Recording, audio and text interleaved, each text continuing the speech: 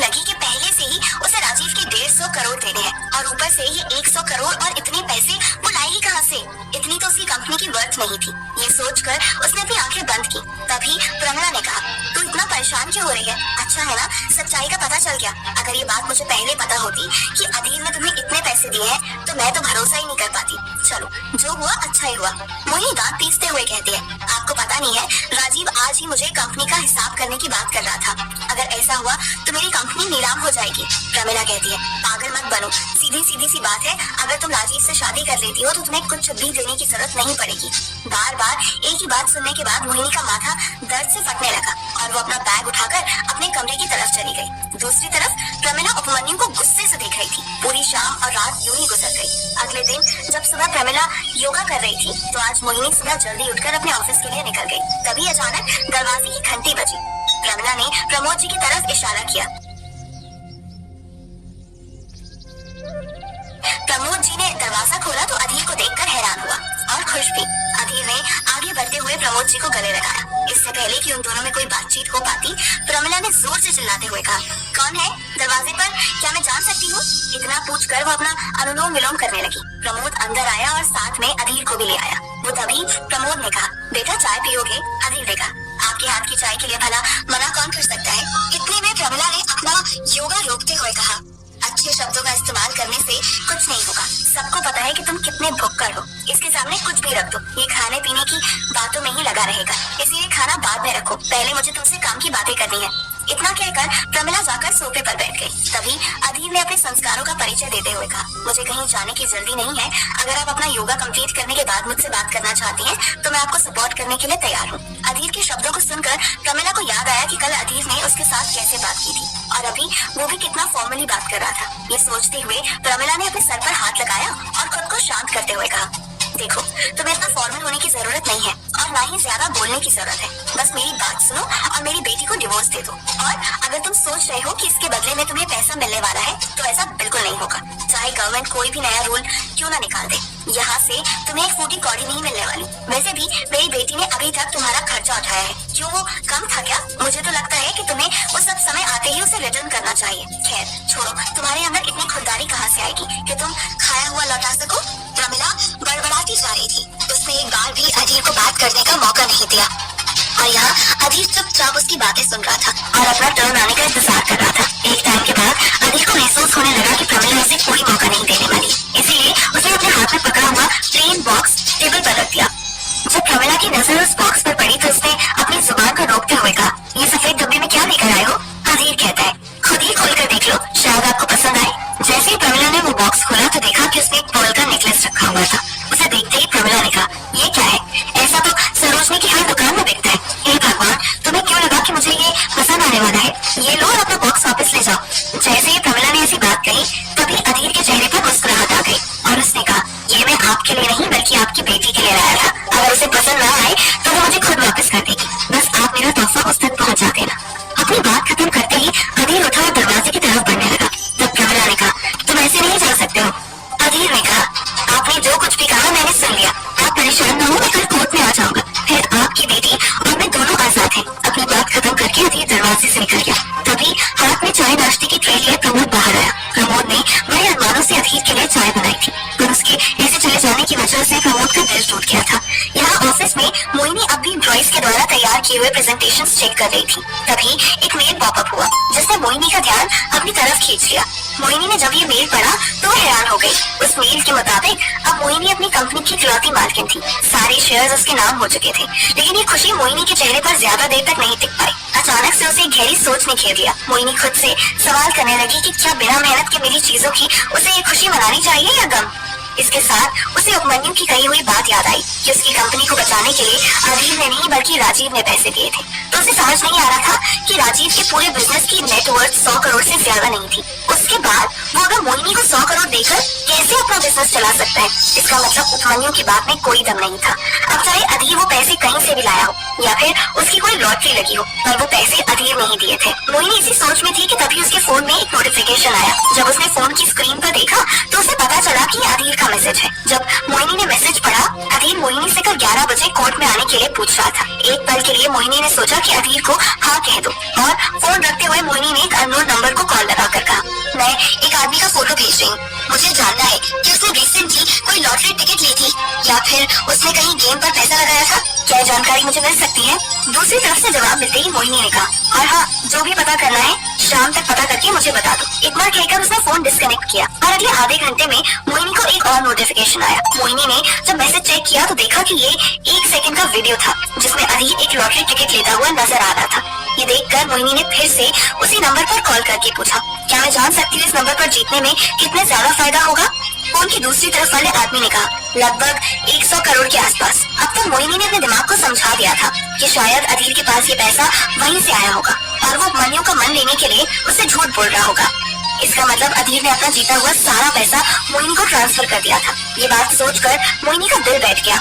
उस दिन मोहिनी ऑफिस से काफी लेट घर के लिए निकली थी और घर पर प्रमिला उसका पहले से ही इंतजार कर रही थी। जैसे ही मोहिनी अंदर आई वैसे ही प्रमिला ने उसके हाथ में एक सफेद रंग का डब्बा देते हुए कहा, ये तुम्हारे पति ने तुम्हारे लिए गिफ्ट दिया है और कल कोर्ट में आने के लिए कहा है। मोहिनी ने वो बॉक्स अपने हाथ में पकड़ा और अपने कमरे में जाकर बॉक्स को साइड टेबल पर रख दिया। उसे उस बॉक्स में कोई दिलचस्पी नहीं थी। रात भर मोहिनी ने अपने कमरे को गौर से देखा। 3 साल तक उस कमरे में अधीर के साथ रही और हर रात उसने भगवान से एक ही विनती की थी कि एक दिन ऐसा आए कि उसकी आँख खुलते ही अधीर उसके सामने से गायब हो जाए। और जिस दिन अधीर उसके घर से गया था उस दिन कुछ ऐसा ही हुआ था।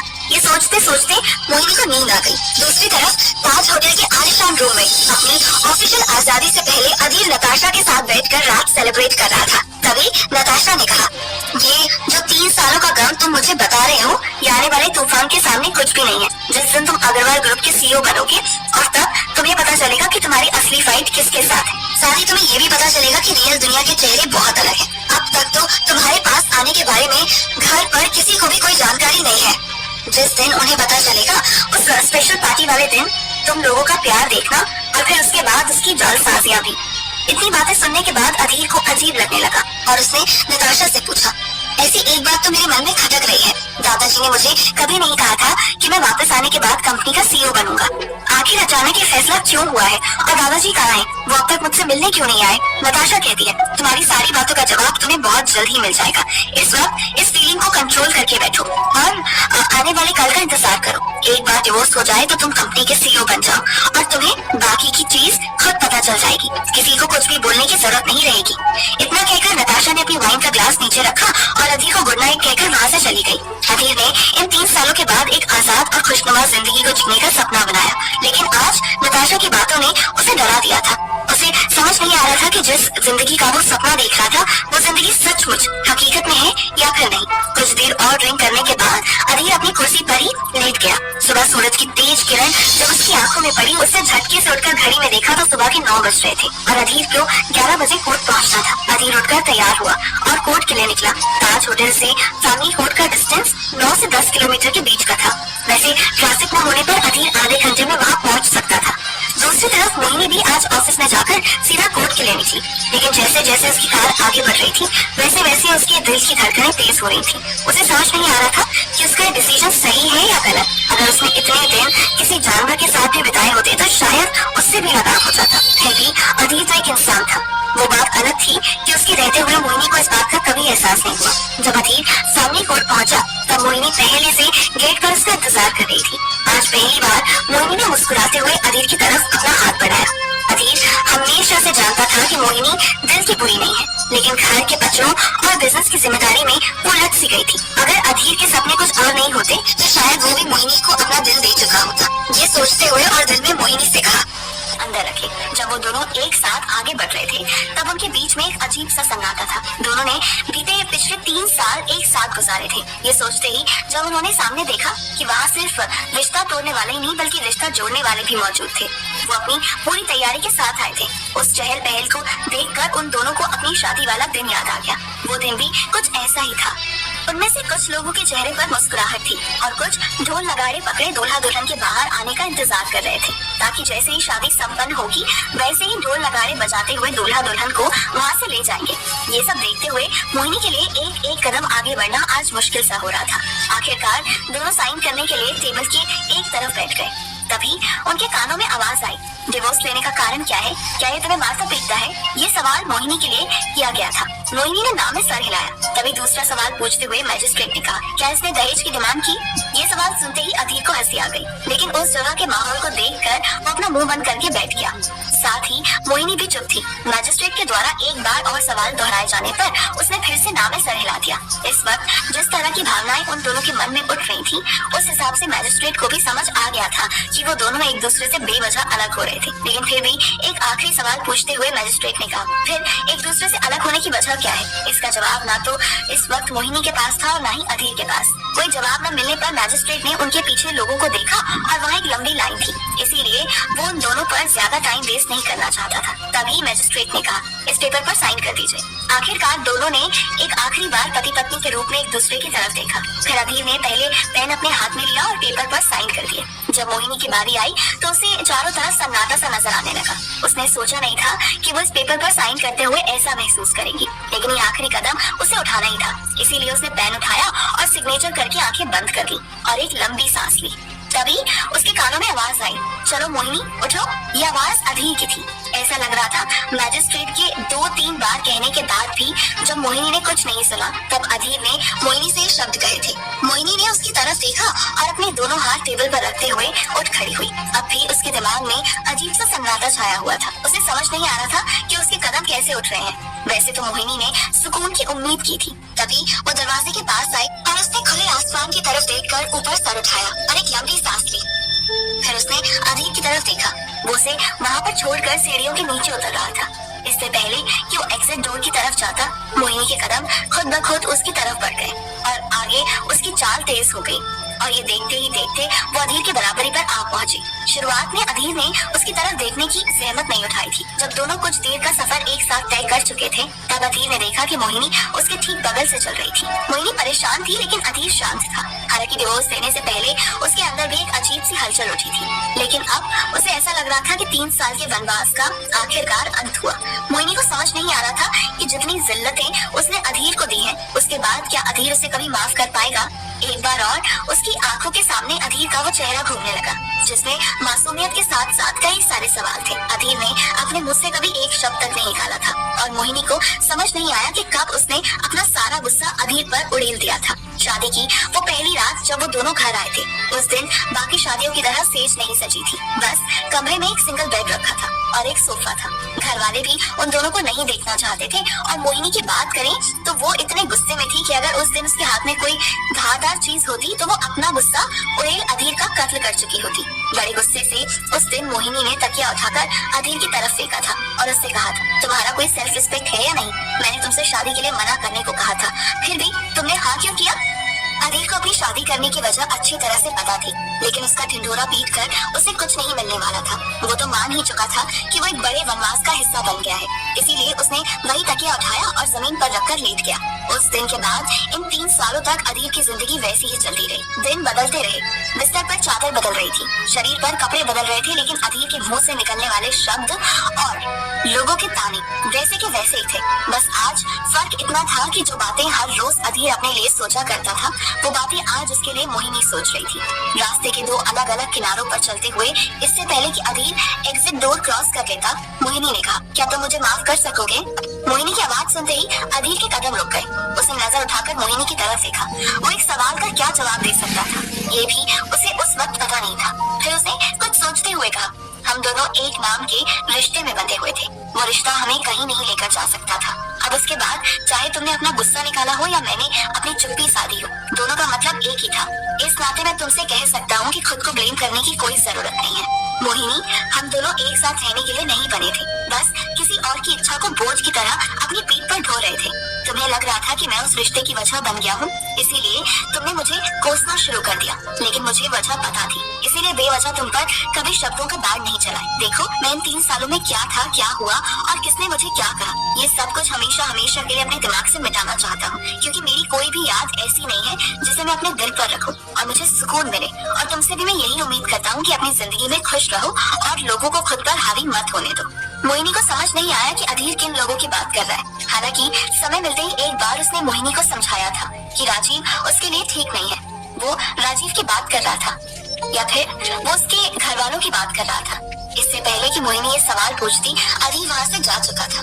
तभी मोहिनी ने अपने फोन की स्क्रीन की तरफ देखा। दरअसल उसका फोन काफी समय से वाइब्रेट हो रहा था, लेकिन आज पहली बार अधीर के साथ उसकी कोई गहरी बात चल रही थी जिन्हें वो मन भर कर सुनना चाहती थी। इसीलिए उसने हर चीज को नजरअंदाज कर दिया। दूसरी तरफ पहली बार अधीर की आंखों में मोहिनी का शर्मिंदगी भरा चेहरा घूमने लगा। वो कुछ मीटर की दूरी तक चला, तब उसके फोन की घंटी बजी। उसने जब फोन अपनी जेब से निकाला तो देखा कि ये प्रमिला का फोन है। अधीर ने फोन डिस्कनेक्ट कर दिया और सोचा कि अब उसकी जिंदगी प्रमिला की मोहताज नहीं है। लेकिन इससे पहले वो अपने ख्यालों में खुद को याद दिलाता कि वो कौन है, तभी एक नोटिफिकेशन टोन आया। जब अधीर ने फोन की स्क्रीन पर देखा तो ये प्रमिला का मैसेज था, जहां उसने एक लोकेशन का कोऑर्डिनेटर भेजते हुए इनविटेशन कार्ड भेजा था। दिन का सूरज ठीक आसमान के बीचों बीच था, लेकिन कोहरे ने सारे उजाले को ढक दिया था। तभी उस मैसेज को भी नजरअंदाज करते हुए अधीर ने ड्राइवर को फोन लगाया और कार लाने के लिए कहा। इतने में एक रोल्स रॉयस एग्जिट डोर के बाहर आकर खड़ी हो गई और ड्राइवर ने जल्दी से अपनी जगह से उठकर पीछे का दरवाजा खोला और अधीर जाकर उस कार में बैठ गया। उस वक्त आसपास खड़े लोग हैरानी से उस रोल्स रॉयस को देख रहे थे। हालांकि कोर्ट में आने के कारण अधीर सामान्य कपड़ों में ही था, इसीलिए उसकी पर्सनालिटी का असली रूप लोगों से छुपा हुआ था। दूसरी तरफ मोहिनी भी गेट की दूसरी छोर से लोगों का जमावड़ा देख पा रही थी, लेकिन वो इस बात से अनजान थी कि वो लोग किस वजह से वहाँ पर जमा हुए हैं। अभी अभी मोहिनी ने अपनी माँ का फोन डिस्कनेक्ट किया था। दरअसल उसकी माँ ने उसे बताया था कि डिवोर्स होने की खुशी में उसने बिग बनाना पार्टी हॉल में पार्टी रखी है। मोहिनी की बात करें तो उसने मन भर कर लोगों को अभी तक ये भी नहीं बताया था कि वो शादीशुदा है। फिर वो लोगों को डिवोर्स की खबर कैसे दे सकती थी? साथ ही उसे ये भी जानकारी नहीं थी कि उसकी माँ ने इस डिवोर्स पार्टी में किस किस को बुलाया था। तभी मोहिनी ने कार की चाबी निकाली और पार्किंग लॉट की तरफ चली गई। दूसरी तरफ प्रमिला और उपमन्यु इतने खुश थे जैसे कोई लॉटरी लग गई हो। प्रमिला ने आज अपने कमरे से राजीव का दिया हुआ हार भी निकाला और उपमन्यु को दिखाते हुए कहा, आज मैं ये हार पहनकर लोगों को बताऊंगी कि मेरी बेटी का डिवोर्स नहीं हुआ है, बल्कि मेरा फेवरेट दामाद मिलने वाला है। प्रमोद अपनी बीवी की इन बातों को सुन रहा था। उसने तुरंत अपनी बेटी को फोन लगाया। उस वक्त मोहिनी ड्राइव कर रही थी। अपने पापा का फोन देखते ही उसने कॉल अटेंड किया और हेलो कहा। उसकी आवाज भारी लग रही थी। तभी प्रमोद समझ गया कि अब उसकी बेटी अधीर से अलग हो चुकी है, लेकिन फिर भी प्रमोद ने अपनी बेटी से कहा, बेटा कभी कभी जिंदगी बेवजह महसूस होती है, लेकिन हमें एहसास ही नहीं हो पाता कि वो बेवजह की चीजें कब हमारी वजह बन जाती है। मैं जानता हूँ तू भी ऐसी ही बात से परेशान है। मैं तेरा भाव तो नहीं बदल सकता, लेकिन इतना जरूर कह सकता हूँ कि जिंदगी खत्म नहीं हुई है। अभी जिंदगी के रास्ते बहुत बड़े हैं। फिर से मिलना होगा, टकराना होगा, फिर क्या पता कौन सा नया मोड़ आए और तुम्हें खुशी दे जाए। मुस्कुराहट आएगी, इसी उम्मीद में चलो और आगे बढ़ते रहो। उस बात की खुशी मनाओ जो तुम्हारे पास है, उस बात के गम को भूल जाओ जो तुमसे दूर हुआ, क्योंकि कभी कभी पास आने के लिए दूरियां भी जरूरी होती हैं। प्रमोद ने ये बात काफी शायराना अंदाज में कही थी और मोहिनी को हमेशा से अपने पापा की लिखी हुई शायरियाँ बहुत पसंद थी। बचपन में यही शायरियाँ उसके लिए लोरी बना करती थी। अब उसके लिए उम्मीद बन चुकी थी। आज का दिन मोहिनी के लिए ही नहीं बल्कि अधीर के लिए भी अलग था। हालांकि अधीर को मोहिनी से प्यार तो नहीं हुआ था, लेकिन आदत जरूर बन गई थी। उसने कल रात नताशा के साथ बैठकर मोहिनी के अलग होने की खुशी मनाई थी, पर आज उसे कोई खुशी महसूस नहीं हो रही थी। कोई इंसान चिल्लाते चीखते भी तुम्हें कैसे पसंद आ सकता है? यही सवाल अधीर अपने आप से पूछ रहा था। तभी अपने फोन को हाथ में लिया उसने और प्रमिला के भेजे हुए इनविटेशन कार्ड को गौर से देखा। उस कार्ड को देखते हुए अधीर हंस पड़ा। एक बात तो साफ थी कि मोहिनी और अधीर की जिंदगी का फैसला उन दोनों ने खुद नहीं लिया था, बल्कि उन पर थोपा गया था। शायद यही एक वजह थी कि कभी भी अधीर को मोहिनी पर गुस्सा नहीं आया, और यही एक वजह थी कि जिस कारण इतने सुकून के साथ अधीर मोहिनी से गुड बाय कह सका। लग रहा था जैसे दिन में अंगड़ाई ली और शाम की गोद में सो गई हो।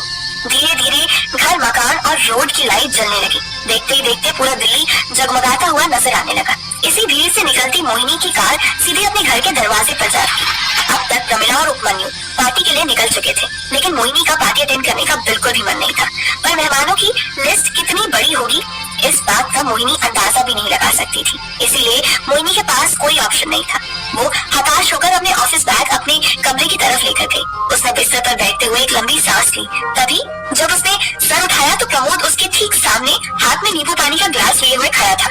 अपने पापा को ऐसे देखकर मोहिनी को राहत मिली और उसने छाती पर हाथ रखते हुए नींबू पानी का ग्लास लिया और एक घूंट में सारा पानी पी गई और फिर उसने हंसते हुए अपने पापा का धन्यवाद किया। प्रमोद जी ने मोहिनी का पीठ थपथपाई और कहा, मेरी बेटी ने अपनी जिंदगी में बड़े बड़े काम किए हैं। आज तो एक छोटी सी पार्टी अटेंड करनी है, इसके लिए मेरी बेटी कभी नहीं डरेगी।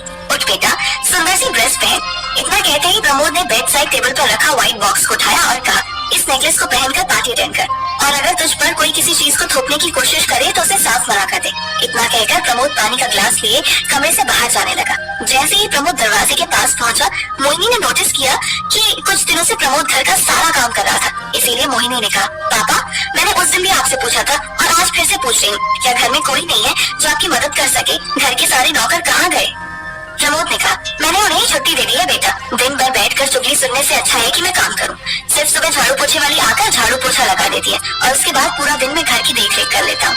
इससे पहले मोहिनी गुस्से में आकर कुछ कहती, तभी प्रमोद ने कहा, ये काम मुझे पसंद है बेटा, कुछ और मत समझ, मुझे करने दे और तू भी वही कर जो तुझे पसंद है। मुस्कुरा और खुश रह। अपनी बात खत्म करके प्रमोद जी ने अपना कदम दरवाजे के बाहर रखा और अब मोहिनी का दरवाजा बंद किया। अपने पापा की बात सुनते ही मोहिनी ने अपनी अलमारी से एक सिल्क की साड़ी निकाली और उसे पहनकर पर्ल का नेकलेस गले में डाला और फिर मेकअप करके दरवाजे से बाहर जाने से पहले एक लंबी सांस ली। साथ ही अपने पापा की कही हुई बातों को याद करते हुए पार्टी लोकेशन की तरफ चली गई। जब मोहिनी वहाँ पहुंची तो उसने देखा कि पूरा पार्टी हॉल सजा हुआ था। सजावट किसी शादी के रिसेप्शन से कम नहीं थी, लेकिन ये किस बात की खुशी मनाई जा रही थी, इसका अनुमान लगाना थोड़ा अनोखा था। आज तक किसी की माँ ने अपनी बेटी की डिवोर्स पर ऐसी पार्टी नहीं रखी होगी। जैसे ही मोहिनी अंदर गई और उसने पार्टी हॉल का दरवाजा खोला तो वो देखकर हैरान रह गई। वहाँ उसके सारे रिलेटिव्स मौजूद थे।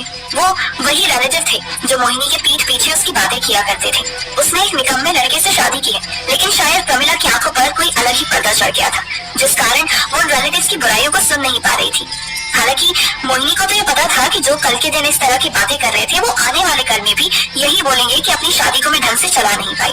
और बिजनेस वुमेन होने का गुरूर दिखाते हुए उसने अधीर को अपनी जिंदगी से निकाल दिया। पर अब जो होना था सो हो गया। अंदर सभी लोग अपने हाथ में जूस और स्टार्टर्स लिए एक दूसरे से बातें कर रहे थे और कुछ लोग जूस की सीमा पार कर चुके थे। वैसे भी पंजाबियों के बीच में पार्टी का रिवाज तो जोरों शोरों से था ही, इसीलिए पीने खाने में कोई रोक टोक नहीं की जा रही थी। इतने में एक आंटी आगे आई और उसने मोहिनी का हाथ पकड़कर अपनी तरफ खींचा और उससे कहा, बेटा बिल्कुल टेंशन मत लेना, तेरा डिवोर्स हो गया है। मैं बता रही हूँ, ये तो शुरुआत है, तेरी पूरी जिंदगी तेरे सामने पड़ी है। अगर तुझे कभी अकेलापन महसूस हो और ऐसा लगे कि अब तेरी जिंदगी में कोई नहीं आ सकता तो मुझे बताना। मेरा भांजा एयरफोर्स में है, मैं उससे तेरी बात करवाऊंगी। वैसे वो तेरे पिछले पति जितना सुंदर नहीं दिखता, लेकिन कमाता जरूर अच्छा है। इससे पहले कि मोहिनी उस आंटी के चुंगल से छूट पाती, तभी एक और आंटी ने उसके कंधे पर हाथ रखा और कहा, बेटा ऐसी पार्टी देने के लिए बहुत हिम्मत चाहिए और तुझमें और तेरी माँ में वो हिम्मत है, वरना तुम दोनों की जगह पर कोई और होता तो आंखें मल रहा होता और इस बात की शर्म मनाता कि उसकी बेटी अपनी शादी नहीं निभा पाई। मोहिनी ने मुस्कुराकर आंटी की तरफ देखा। वैसे तो उसके होठ मुस्कान को बिखेर रहे थे, लेकिन उसकी आंखों में गुस्सा था। तभी उपमन्यु वहाँ आया और उसने अपनी बहन के हाथ में हाथ डालते हुए कहा, तुझे पता है यहाँ पर माँ ने कितनी पुरानी वाइन मंगा कर रखी है? मैं तुझे दिखाता हूँ। मोहिनी उसका हाथ झटका कर आगे चली गई। उपमन्यु अपनी बहन के गुस्से से अच्छी तरह से वाकिफ था, फिर उसने दोबारा जिद नहीं की। इतने में मोहिनी की नजर एंट्रेंस गेट पर पड़ी। अचानक से उसे कोई काले सूट में एक आदमी हॉल की तरफ आता हुआ नजर आया। उसकी चाल उसे पहचानी हुई सी लग रही थी। मोहिनी उस आदमी को देखने के लिए आगे बढ़ी। वो आदमी कोई और नहीं बल्कि अधीर ही था। ये देखकर मोहिनी ने अपनी भौहें उचकाई और सोचा, अधीर यहाँ पर क्या कर रहा है? अगर माँ ने इसे बुलाया है तो मैं कह सकती हूँ कि माँ इसे सबके सामने जलील करने के बारे में सोच रही होगी। वैसे अधीर को यहाँ नहीं आना चाहिए था। दूसरी तरफ अधीर अपनी नई जिंदगी की शुरुआत करने से पहले एक आखिरी बार पुरानी जिंदगी को गौर से देखना चाहता था। उसकी नजर से देखे तो वो पार्टी बहुत ही लो स्टैंडर्ड पार्टी थी और वहाँ पर जो भी तामे उसे मिलने वाले थे उसे वो एंजॉय कर सकता था। अधीर ने इस पार्टी को एक आखिरी फेयरवेल के रूप में लेने का फैसला लिया था। जब वो अंदर आया तो प्रमिला अपने दोस्तों के साथ एकदम सामने खड़ी थी। प्रमिला ने ऊंची आवाज में कहा, आओ अधीर आओ, तुमने मेरे इनविटेशन का मान रखा, मुझे अच्छा लगा।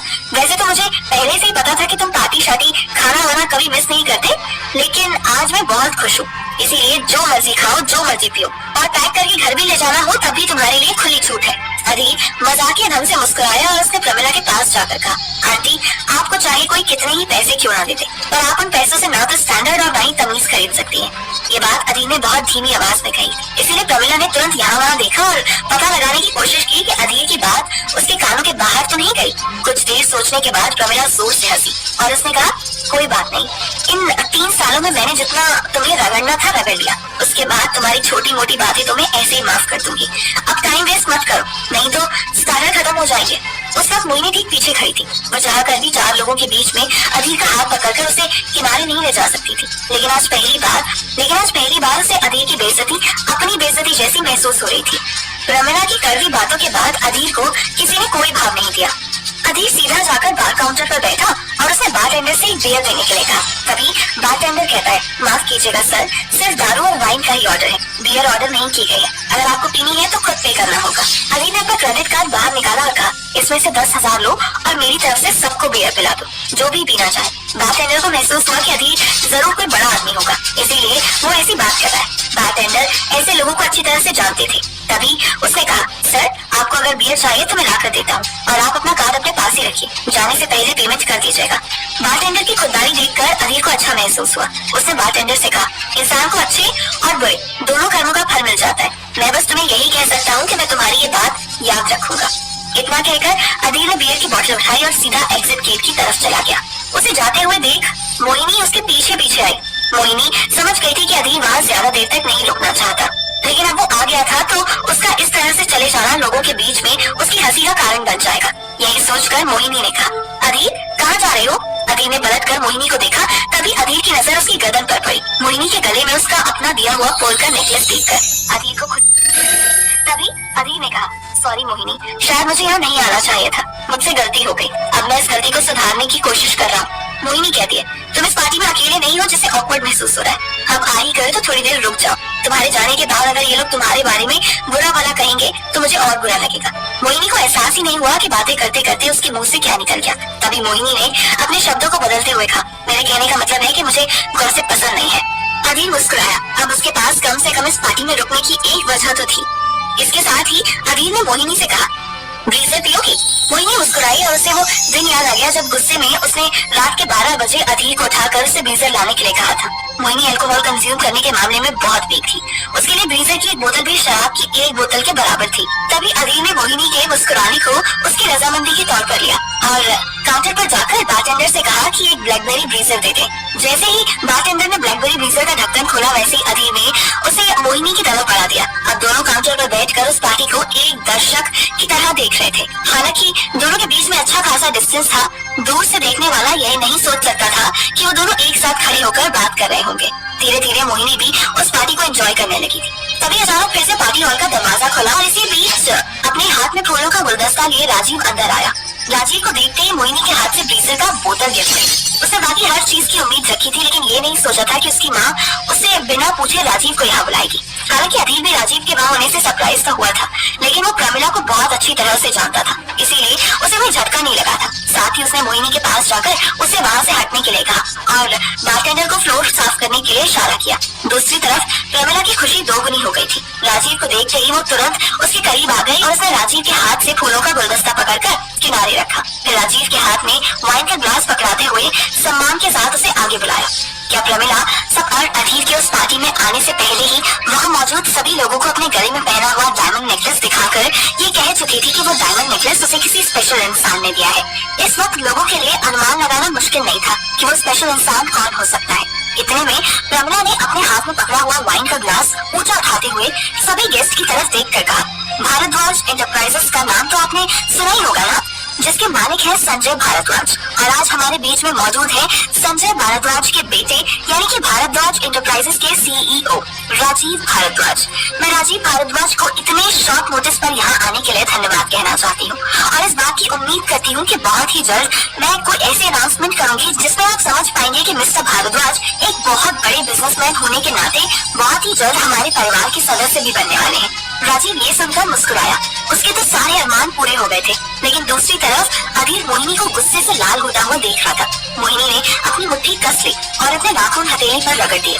उसके हाथों से खून बहने लगा। ये देखकर अधीर ने मोहिनी का हाथ पकड़ा और उसे एग्जिट डोर से बाहर लेकर चला गया। हालांकि अधीर को ऐसा करते हुए राजीव ने देख लिया था, लेकिन अब तक राजीव के पास ये खबर पहुंच चुकी थी। अधीर और मोहिनी का डिवोर्स हो चुका है, इसीलिए उसे कोई फर्क नहीं पड़ा। अंदर जितना शोर था बाहर उतनी ही शांति थी।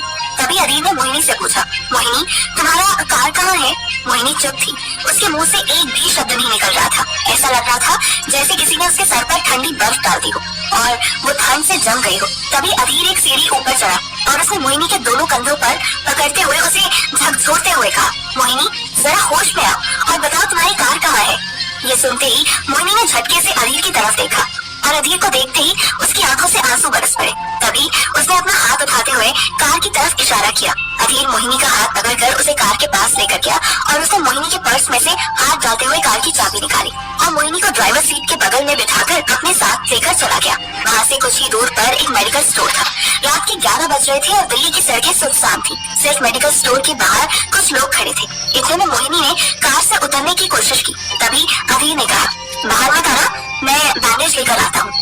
मोहिनी समझ ही नहीं पा रही थी कि ये अधीर उसके लिए ये सब क्यों कर रहा है। कोई इंसान इतना अच्छा कैसे हो सकता है। दूसरी तरफ अधीर देख पा रहा था कि मोहिनी की जिंदगी में उसकी फिक्र करने वाला कोई नहीं है। तुरंत अधीर मेडिकल स्टोर पर गया और उसने मेडिसिन ली और वापस आकर कॉटन से पहले मोहिनी के हाथ का खून साफ किया और फिर मलहम लगाकर पट्टी लपेटने लगा। अब तक मोहिनी शांत हो चुकी थी। उसके आंसू भी रुक गए थे पर उसके सवाल हर एक सेकंड में दिमाग का दर्द बनते जा रहे थे। मोहिनी ने दबी आवाज में कहा, अधीर तुम्हें मेरी फिक्र करने की जरूरत नहीं है अब तो। इतना कहकर मोहिनी चुप हो गई। तभी अधीर ने कहा, अब तो क्या मोहिनी, तुम भी इंसान हो और मैं भी इंसान हूँ। मुझे इस तरह तुम्हें परेशान देखकर अच्छा नहीं लगेगा। आज तक मैं यही समझता था कि तुम राजीव को पसंद करती हो, लेकिन समय मुझे बता रहा है कि वो तुम्हारी एक मजबूरी था। अधीर की इस बात ने मोहिनी को चुप करवा दिया। उसके पास अब कोई शब्द नहीं थे। वो बस गौर से अधीर को देख रही थी। कुछ ही देर में उसके हाथ में पट्टी बन गई थी और अधीर ने रियर व्यू मिरर उसकी तरफ घुमाते हुए कहा, अपनी शक्ल ठीक कर लो, नहीं तो पार्टी में फिर से लोग सवाल करने लगेंगे। मोहिनी पूछती है, मैं दोबारा उस पार्टी में नहीं जा सकती अधीर। पहले मेरी दादी के हाथ में मेरी जिंदगी थी तो उन्होंने मुझे बिना कुछ सोचे समझे तुम्हारे साथ बांध दिया। अब मेरी माँ भी वही कर रही है।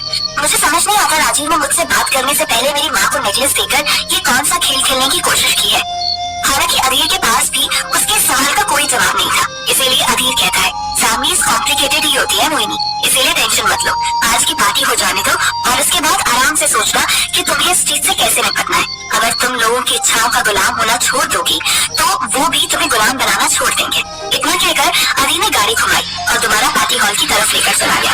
कार रोकते हुए अधीर उसमें से उतरा और उसने मोहिनी के लिए दरवाजा खोला। तभी मोहिनी कार से बाहर निकलकर अधीर से कहती है, क्या मैं ये समझूं कि तुमने मुझे माफ कर दिया है? अधीर कहता है, इस पर हमने पहले बात कर ली है मोहिनी, बार बार उसे सोचकर कोई मतलब नहीं है। मोहिनी कहती है, शायद तुम ठीक कहते हो, समय आने पर सब सही हो जाएगा। वैसे अब तुम आजाद हो, अब इस आजादी का तुम क्या करने वाले हो? अधीर हंसा और उसने जमीन की तरफ देखा और फिर नजर उठाकर मोहिनी की आंखों में देखते हुए मजाकिया ढंग से कहा, क्या लगता है तुम्हें मैं अपनी जिंदगी के साथ क्या करूँगा? अगर मैं तुम्हारे कुछ काम आ सकता हूँ या फिर तुम मुझे अपनी कंपनी में कोई जॉब दे पाओ तो दे दो। अधीर का मजाक सुनकर मोहिनी भी हंस पड़ी और उसने कहा, तुम्हें कोई कमी नहीं है अधीर, फिर भी किसी का नौकर क्यों बनना चाहते हो? अभी भी उम्र बाकी है, कोई डिप्लोमा कर लो। मेरी कंपनी में छोटा मोटा काम करने की क्या जरूरत है? एक बार डिप्लोमा हाथ में आ जाएगा तो उसके बाद मैं खुद तुम्हारे लिए अच्छी पोस्ट का काम ढूंढूंगी। पर किसी और कंपनी में अब मैं तुम्हें अपने अंडर काम नहीं करवा सकती, मुझे बुरा लगेगा। इतना सुनने के बाद कुछ देर के लिए अधीर चुप हो गया और उन दोनों के बीच एक अजीब सी शांति फैल गई। अधीर अपने और मोहिनी के बीच हो रहे बदलाव को महसूस कर सकता था, लेकिन ये बदलाव उसके लिए ठीक नहीं था। इसीलिए अधीर ने कहा, मुझे जाना होगा, अब समय भी काफी हो गया है और बस भी बंद हो जाएगी। हाँ, अंदर भी लोग तुम्हारा इंतजार कर रहे होंगे, अपना ध्यान रखना। जब अधीर ने ये बात कही तब मोहिनी के मुंह से एक भी शब्द नहीं निकला। वो बस अधीर को वहाँ से जाते हुए देखती रही। जैसे ही वो आंखों से ओझल हुआ वैसे ही मोहिनी अपने ख्यालों के बाहर आई और अपने हाथ की पट्टी को देखने लगी। फिर उसने पार्टी हॉल की तरफ देखा। पार्टी हॉल की तरफ बढ़ते ही वो सोच रही थी कि क्या वो अधीर को उसके घर तक नहीं छोड़ सकती। हालांकि मोहिनी को तो ये भी नहीं पता था कि अधीर का घर कहाँ है। दूसरी तरफ पार्टी जोर शोर से चल रही थी। सभी लोग राजीव के करीब आ रहे थे, उसके साथ सेल्फी खिंचवा रहे थे। तभी राजीव ने प्रमिला के करीब आकर एक बड़ी सभ्यता के साथ झुकते हुए पूछा, आंटी आपकी बेटी कहीं नजर नहीं आ रही? लगता है बाहर चली गई। कहीं ऐसा तो नहीं कि उसे डिवोर्स के बाद बहुत बुरा महसूस हो रहा हो? एक पल के लिए प्रमिला को राजीव के सवाल को सुनकर धक्का लगा, लेकिन फिर उसने खुद को संभालते हुए कहा, अरे नहीं नहीं, उस निकम्मे के साथ रिश्ता तोड़कर किसे बुरा लग सकता है? और फिर तुम और मोहिनी तो अच्छे दोस्त हो ना, तो तुम्हें अच्छी तरह पता होगा कि वो अधीर को पसंद करती है या नहीं। प्रमिला ने राजीव के सवाल को उसके लिए एक सवाल बना दिया था। ये सोचते हुए राजीव ने अपने दांत पीसे और मन ही मन सोचने लगा कि अगर बात मोहिनी की सुंदरता और मोहिनी कॉर्पोरेशन के शेयर की नहीं होती तो वो कभी इस बकवास पार्टी का हिस्सा नहीं बनता। इतने में मोहिनी भी वहाँ पर आ पहुंची। तभी प्रमिला ने कहा, लो आ गई मेरी बेटी। इतना कहकर प्रमिला उसकी तरफ जाने ही वाली थी कि तभी राजीव ने कहा, आंटी कल मैं एक आलिशान पार्टी रखने वाला हूँ। इस शहर के नहीं बल्कि देश के जाने माने अग्रवाल ग्रुप के लीडर्स का चुनाव होने वाला है। ये सुनते ही प्रमिला ने एक बार राजीव की तरफ देखा और कहा, क्या मैं भी इस पार्टी में हिस्सा बन सकती हूँ? राजीव ने मुस्कुराते हुए कहा, अब आप मेरी होने वाली सास है, यानी कि आप मेरी ये तो माँ ही ही जैसी है, आपको मना कैसे कर सकता हूँ। ये सुनकर प्रमिला मुस्कुराई और फिर उसने अपनी बेटी की तरफ देखा और तेजी से उसके पास जाते हुए कहा, बेटा आज हमारे लिए बहुत खुशी का दिन है, आओ अब डिनर का समय भी हो गया है। मोहिनी ने अपने चेहरे पर मुस्कुराहट रखते हुए अपनी माँ का हाथ खींच कर कहा, आप क्या करने की कोशिश कर रही हैं? मुझे अच्छी तरह से पता है, क्या आपने गले में पहने हुए 25-26 लाख के नेकलेस के बदले अपनी बेटी को बेच दोगी क्या? इतना कहकर मोहिनी ने अपनी माँ का हाथ झटककर सभी मेहमानों के बीच से होकर दरवाजे के बाहर निकल गई। उस वक्त कुछ मेहमानों की नजर उसके हाथ में बंधी हुई पट्टी पर थी। वो देखते ही आपस में बातें करने लगे, लेकिन प्रमिला को लोगों से कोई लेना देना नहीं था। वो जानती थी कि गॉसिप कुछ ही दिन चलने वाली है। उसके बाद सब लोगों को सिर्फ यही याद रहेगा कि प्रमिला का दामाद संजय भारद्वाज का एक इकलौता बेटा राजीव भारद्वाज है। ये सोचते हुए एक बार और प्रमिला ने सभी मेहमानों की तरफ देखा। इससे पहले कि मेहमानों को लगता कि मोहिनी के इस तरह से चले जाने की वजह पार्टी यहीं खत्म हो गई है, तभी प्रमिला अनाउंस करते हुए कहती है, डिनर रेडी है। सभी लोग टेबल के पास आए। सब लोग डिनर के लिए आगे बढ़े। तभी राजीव प्रमिला के पास आया और उसने प्रमिला से कहा, मोहिनी कहाँ गई आंटी? प्रमिला कहती है, मेरी बेटी के नाक पर गुस्सा रहता है, बस नाराज होकर कहीं चली गई है। आओ बैठो, डिनर करो, उसका क्या है, आज नहीं तो कल मान ही जाएगी। राजीव ने चारों तरफ इतनी सारी आंटियों को पहली बार एक साथ देखा था। वो उन सबके बीच में इकलौता आदमी नजर आ रहा था। हालांकि उपमन्यु भी वहाँ था, लेकिन उपमन्यु ने अपना एक कोना पकड़कर अपना गेम खेलना शुरू कर दिया था। अब तक स्टार्टर खाकर और वाइन पीकर उसका पेट भर चुका था। उसे उसके बाद डिनर की कोई जरूरत नहीं थी। ये सब देखते हुए राजीव ने प्रमिला से कहा, माफ कीजिएगा आंटी, मुझे थोड़ा हेवी फील हो रहा है, मैं भी इजाजत लेना चाहूंगा। लेकिन प्रमिला शो ऑफ करने का इतना अच्छा मौका कैसे गंवा सकती थी। उसने तुरंत राजीव का हाथ पकड़ लिया और उसे खींचते हुए अपने बगल में कुर्सी पर बैठाया। राजीव मन ही मन सोच रहा था कि वो क्या सोचकर यहाँ आया है और यहाँ आंटियों के बीच में फंसकर रह गया है। डिनर खत्म होने तक उसने औरतों की तरह तरह की बातें सुनी। जैसे ही डिनर खत्म हुआ, वो बंदूक से निकली गोली की तरह पार्टी हॉल से बाहर चला गया। राजीव के साथ डिनर करने के बाद सभी लोग मोहिनी का किया हुआ व्यवहार भूल चुके थे। उनके बीच में सिर्फ और सिर्फ यही चर्चा थी कि राजीव और प्रमिला आज सेंटर ऑफ अट्रैक्शन बनी हुई थी। यही वजह थी कि 3 साल पहले वो अधीर को अपना दामाद नहीं बनाना चाहती थी। उसे अपनी बेटी पर बहुत नाज था और इसी सुंदरता का फायदा उठाते हुए वो अपनी सोसाइटी में अपनी नाक ऊंची रखना चाहती थी। आज उसका सपना उसे पूरा होता नजर आ रहा था। यहाँ मोहिनी अब तक घर पहुँच चुकी थी। तभी वो कई सारी बातों को अपने दिमाग में लिए सीधे अपने कमरे में चली गई और दरवाजा बंद करके बिस्तर पर कूद पड़ी। उसने अपना मुंह बिस्तर पर लगाते हुए जोर से चिल्लाने की कोशिश की। वो तब तक चिल्लाई जब तक उसके अंदर का गुस्सा बाहर नहीं निकला। इतने में उसके फोन में नोटिफिकेशन आया और नोटिफिकेशन टोन को सुनते ही मोहिनी का ध्यान आज की पार्टी में हुए पछड़े से हटा। लेकिन जैसे उसने फोन की स्क्रीन पर देखा तो वो हैरान था। दरअसल मोहिनी पूरी तरह से भूल चुकी थी कि कल अग्रवाल ग्रुप के लीडर का अनाउंसमेंट होने वाला है और नताशा ने उसे पहले ही इनविटेशन कार्ड भेज दिया था। लेकिन मोहिनी समय निकालकर उस डिनर पार्टी के लिए कोई भी ड्रेस खरीद नहीं पाई थी और अब उसके पास सिर्फ कल का ही दिन था। इतने कम समय में वो खुद को तैयार कैसे कर पाएगी, यही वो मन ही मन सोचने लगी। और ये पहली बार था जब मोहिनी किसी बहुत बड़ी कंपनी के डिनर इवेंट का हिस्सा बन रही थी। कुछ देर तक ऑनलाइन अपने लिए ड्रेस देखने के बाद जब मोहिनी को कुछ समझ नहीं आया तो वो बिस्तर से उठ खड़ी हुई। उसने अपनी अलमारी खोली और उसके पास एक रेड कलर का गाउन था। हालांकि वो गाउन काफी खूबसूरत था, लेकिन ऐसी ऑफिशियल पार्टी में उसे पहनना ठीक होगा या फिर यही बात मोहिनी के दिमाग में घूम रही थी। पहनना ठीक होगा या नहीं, यही बात मोहिनी के दिमाग में घूम रही थी। आज के इवेंट में हुई चीजों को अपने दिमाग से निकालने के बाद मोहिनी ने कल के इवेंट पर फोकस करने के बारे में सोच लिया था। तभी उसने 3 से 4 ड्रेस बाहर निकाली और फिर बिस्तर पर जाकर लंबी सांस लेते हुए एसी का टेम्परेचर कम किया और आंख बंद करके सोने की तैयारी करने लगी। रात भर करवट लेने की वजह से मोहिनी को रात बड़ी लंबी लग रही थी। उसकी नींद पलकों पर आते आते लौट जाती। धीरे धीरे समय बीत रहा था और उसे घड़ी की सुइयों की रफ्तार भी साफ सुनाई दे रही थी। धीरे धीरे वो आवाज धीमी होती चली गई और मोहिनी गहरी नींद में सो गई। अगली सुबह जब उसकी आंख खुली तो उसने बिस्तर के बगल में कॉफी का मग रखा हुआ देखा। मोहिनी ने माँ की तरफ देखते हुए तुरंत दरवाजे की तरफ देखा।